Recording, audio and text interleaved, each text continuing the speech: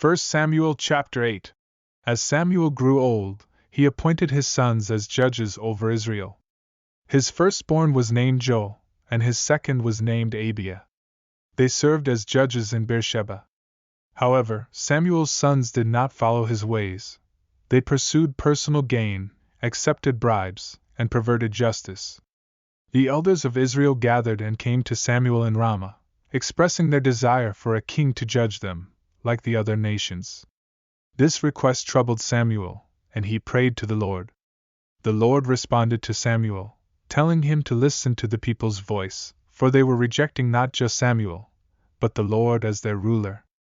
The Lord reminded Samuel of Israel's history of turning away from him to serve other gods. The Lord instructed Samuel to heed their request, while also warning the people about the consequences of having a king.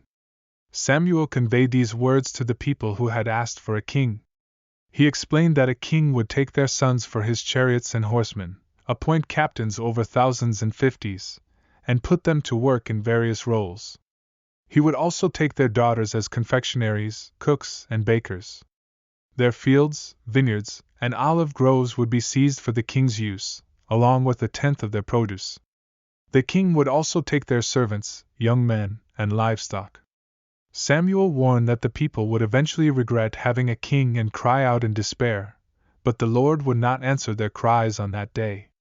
However, the people remained adamant, insisting on having a king to lead them and fight their battles, just like the nations around them. Despite Samuel's concerns, the people's desire prevailed. Samuel shared the people's words with the Lord, who instructed him to grant their request. Samuel told the men of Israel to return to their cities. And so, in response to the people's insistence, Samuel prepared to anoint a king over Israel.